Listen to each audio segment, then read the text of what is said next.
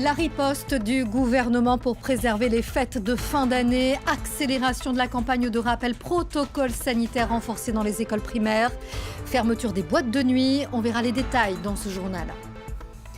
C'est un camouflet infligé à Pékin. Les États-Unis annoncent boycotter les Jeux Olympiques d'hiver. Ils invoquent le génocide en cours contre les Ouïghours dans le Xinjiang. La Chine menace de contre-mesures. Et puis en Allemagne, l'élection mercredi du nouveau chancelier Olaf Scholz n'est plus qu'une formalité.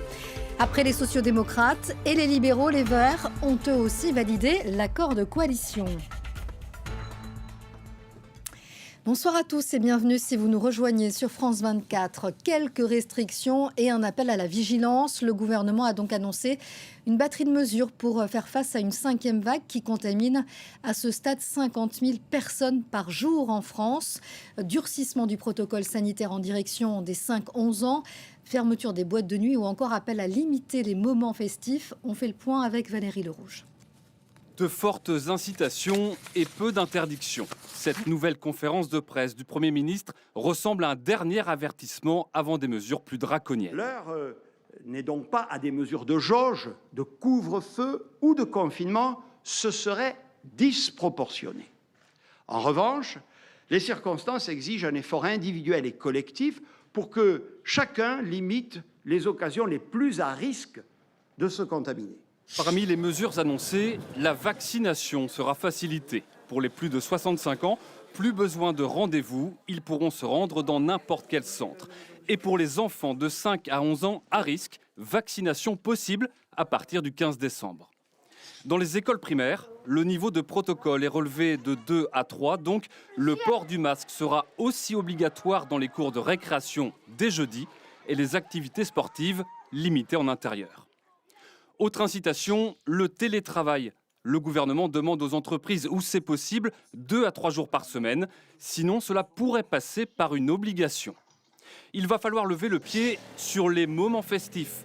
Jean Castex demande de limiter les pots en entreprise, les crémaillères et événements de fin d'année. Et ce sera plus radical pour les discothèques. Elles fermeront vendredi pour 4 semaines car c'est un lieu de forte propagation. Dès demain, une concertation commencera avec le ministère de l'économie sur les aides à apporter aux secteurs les plus touchés. Aux États-Unis, c'est sans doute sa dernière mesure avant de passer la main à la fin de l'année. Le maire de New York a pris les devants alors que la mesure patine au niveau national. Bill de Blasio annonce que tous les employés du secteur privé seront soumis à l'obligation vaccinale dès le 27 décembre. Alors comment ont réagi les New-Yorkais? On voit ça avec Axel Simon. C'est une décision radicale qu'a pris le maire de New York. Bill de Blasio a annoncé qu'à compter du 27 décembre, tous les salariés du secteur privé de la ville devront être vaccinés pour pouvoir aller travailler. Une annonce surprise qui concerne près de 200 000 entreprises, sociétés et commerces. Il y a un mois, le maire démocrate avait déjà imposé la vaccination obligatoire pour tous les fonctionnaires municipaux. Et comme après chaque décision sanitaire, les réactions des New-Yorkais sont partagées. C'est pour le bien commun. Vous savez, ça ne vous protège pas simplement en tant qu'individu, ça permet aussi de protéger vos amis, votre famille et vos collègues. Les gens tombent comme des mouches, alors il faut faire quelque chose. Je suppose que s'ils ne veulent pas le faire eux-mêmes, il faut les pousser à le faire. Cela me semble être une décision maladroite et inappropriée. Et c'est l'une des nombreuses décisions qu'il a prises qui me semble excessive. Le maire démocrate va donc plus loin que le président américain. Joe Biden a imposé au niveau fédéral une obligation vaccinale pour tous les employés de sociétés de plus de 100 personnes. Elle est censée entrer en vigueur le 4 janvier, mais elle est à ce stade encore suspendue par une décision de justice. Cette nouvelle mesure restreinte à la ville de New York risque aussi d'être contestée devant les tribunaux. Dans le reste de l'actualité, ce devait être une vitrine planétaire pour la Chine. Les Américains viennent déjà de ternir le tableau de la fête olympique. Ils annoncent boycotter les JO d'hiver de Pékin. Ils invoquent le sort des Ouïghours au Xinjiang. Écoutez la porte-parole de la Maison-Blanche. L'administration Biden n'enverra pas de délégation diplomatique ni aucun de ses membres pour les Jeux olympiques et paralympiques d'hiver 2022 à Pékin, compte tenu du génocide en cours et des crimes contre l'humanité au Xinjiang et d'autres abus contre les droits humains par la République populaire de Chine. Mais les athlètes américains ont tout notre soutien.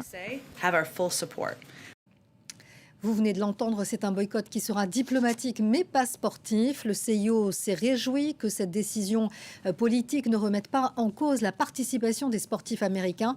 Les précisions à Washington de Mathieu Mabin pour France 24. La décision était attendue et concrètement, sous la pression des associations de défense des droits de l'homme, Joe Biden était obligé d'envoyer un signal fort. Eh bien, c'est fait. Le président des États-Unis décrète, vous l'avez entendu, le boycott diplomatique des Jeux de Pékin. Soulignons bien qu'il s'agit d'un boycott diplomatique, ce qui techniquement n'empêchera pas les athlètes américains de concourir. On l'a compris, la Maison-Blanche sanctionne ainsi Pékin, mais pas l'équipe nationale américaine qui s'entraîne depuis des années pour participer à cette compétition internationale. Concrètement, d'un point de vue symbolique, la nuance est importante. Elle signifie que les États-Unis ne mandateront pas de représentants officiels, ni représentants de la Maison-Blanche, ni du département d'État ou du département de la culture et des sports, et pas plus d'ambassadeurs dans les tribunes ou même en marge de la manifestation. Une question a été soulevée quasiment immédiatement dans les couloirs du CIO. La représentation américaine défilera-t-elle avec la bannière étoilée ? La réponse est oui, en tout cas si les athlètes américains décident d'être présents à la compétition, ce qui, à ce stade, semble être une évidence. Enfin, soulignons que Pékin a déjà réagi vivement en condamnant le geste et en évoquant de possibles représailles, sans que quiconque ne puisse deviner la forme qu'elle pourrait revêtir. La Chine a techniquement le pouvoir d'interdire l'accès des athlètes américains à son territoire, mais au moment où nous parlons, cette option reste peu plausible, puisque cela déclencherait de facto une réaction en chaîne, probablement déclenchée d'ailleurs par le CIO. Coup de projecteur maintenant sur l'Allemagne qui est sur le point d'accueillir son nouveau chancelier après les sociaux-démocrates et les libéraux la semaine dernière. Les Verts ont eux aussi dit oui. Les adhérents des écologistes ont validé l'accord de coalition. L'élection au Bundestag ce mercredi d'Olaf Scholz du SPD n'est donc plus qu'une formalité. Le récit d'Axel Simon. À leur tour, les écologistes allemands ont donné leur feu vert. Le parti Die Grünen va intégrer le gouvernement aux côtés du parti social-démocrate, le SPD, et les libéraux-démocrates du FDP. Les adhérents ont approuvé à 86% le contrat de coalition, un score salué par la codirigeante de la formation écologiste qui récupère le portefeuille des affaires étrangères. Grâce à ce vote, nous partons avec le vent en poupe vers un nouveau gouvernement fédéral puissant, avec ce cabinet très fort et diversifié que nous venons de présenter. Un peu plus de 2 mois après avoir remporté le scrutin législatif de fin septembre, le social-démocrate Olaf Scholz prend donc la tête d'une alliance gouvernementale inédite de 3 partis. Un cabinet diversifié qui sera aussi paritaire pour la première fois dans l'histoire politique allemande. D'autres femmes seront désignées à des postes clés comme à l'intérieur ou à la défense. À la tête de la première puissance économique européenne, Olaf Scholz promet aussi un gouvernement très pro-UE. Nous entrons dans ce gouvernement à un moment où les tensions sont énormes, où la crise est grande.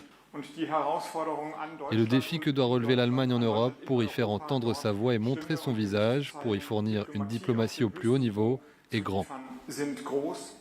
Après 4 mandats, Angela Merkel reste toujours aussi populaire et Olaf Scholz s'est présenté comme son héritier. C'est vendredi qu'il sera élu chancelier par le Bundestag. Direction l'Afrique avec la 7e édition du Forum de Dakar sur la paix et la sécurité sur le continent. L'occasion pour de nombreux chefs d'État de faire le bilan des opérations militaires face à la menace djihadiste. Les résultats ne sont pas à la hauteur des attentes, a regretté le président sénégalais Macky Sall. Au cœur des discussions également, le développement mais aussi la pandémie. Précision de l'envoyé spécial de France 24 à Dakar, Marc Perelman. L'an dernier, le Forum sur la paix et la sécurité à Dakar n'avait pas pu se tenir en raison de la pandémie. Cette année, les organisateurs espéraient véritablement tourner la page, parler du monde post-Covid, parler de la sécurité, parler du développement sur le continent. Hélas, le Covid s'est rappelé à leurs mauvais souvenirs, en l'espèce le variant Omicron. Et ça a été l'occasion d'une passe d'armes assez virulente entre le président sud-africain Cyril Ramaphosa, le président du Conseil européen Charles Michel. Le président sud-africain a dénoncé l'hypocrisie des pays occidentaux qui affirment vouloir aider l'Afrique, mais qui en fait empêchent les voyageurs de sortir de l'Afrique australe dès qu'il y a l'apparition d'un nouveau variant, qui refusent de suspendre les brevets pour les vaccins Covid et de les partager avec l'Afrique. Il a dit que cette hypocrisie devait absolument cesser. D'autres ont évidemment aujourd'hui abordé la question de la sécurité. Le président sénégalais s'est inquiété du manque de moyens alloués aux armées africaines. Le président du Niger a décrit par le menu la façon dont les djihadistes arrivaient à s'incruster dans la fabrique sociale du pays. Et le président de la Commission de l'Union africaine, Moussa Faki Mahamat, a affirmé que l'heure était grave, très grave, parce que l'Afrique est victime du terrorisme, est victime de déstabilisation, mais est aussi victime d'un recul démocratique. Les coups d'État se multiplient et il a affirmé qu'il était temps pour les Africains de se poser une question simple mais difficile. Pourquoi ? Et on continue à parler d'Afrique avec cette mauvaise nouvelle du côté de la lutte contre le paludisme, victime collatérale de la pandémie de Covid-19. En 2020, le nombre de nouveaux cas a bondi de 14 millions. On déplore aussi 69 000 morts. L'Organisation mondiale de la santé parle d'une régression considérable. Récit Florent Redeau. C'est l'une des innombrables conséquences de la pandémie de Covid-19. En 2020, la lutte contre le paludisme a fortement reculé dans le monde, diagnostics et traitements étant moins accessibles. Résultat, les chiffres sont en hausse, avec 14 millions de cas et 69 000 morts supplémentaires par rapport à 2019. Et pourtant, l'OMS l'assure, cela aurait pu être bien pire. Les pays où le paludisme est endémique ont réussi à éviter le scénario du pire, que beaucoup, y compris l'OMS, avaient annoncé. Néanmoins, bon nombre de pays ne font plus de progrès ou connaissent même une aggravation de la situation du paludisme. Et nombre d'entre eux se trouvent en Afrique subsaharienne. Fièvre, maux de tête, douleurs musculaires, le paludisme est transmis à l'homme par la piqûre d'un moustique. Une maladie qui fait particulièrement des ravages en Afrique subsaharienne, où environ 95% des cas et des décès sont recensés. Maintenant, nous utilisons une certaine combinaison d'approches ou d'outils pour lutter contre le paludisme, que ce soit uniquement les traitements, mais également les moustiquaires imprégnés d'insecticides. Et plus récemment, nous allons voir maintenant les nouveaux vaccins pour lutter contre le paludisme et qui portent réellement un espoir certain dans ce continent.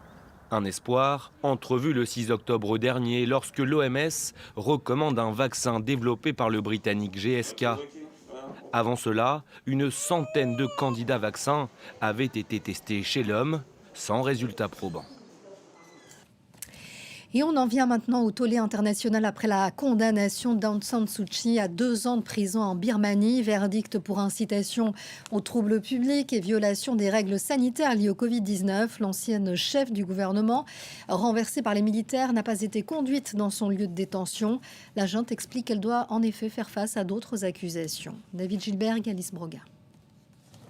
4 ans de prison pour incitation aux troubles publics et violation des règles sanitaires liées au Covid.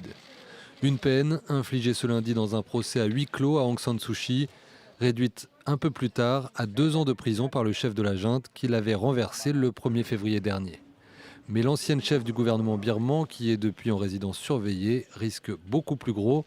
Les militaires ont accumulé des accusations, notamment de violation de la loi sur les secrets officiels, de corruption et de fraude électorale, qui lui font encourir 102 ans de prison au total.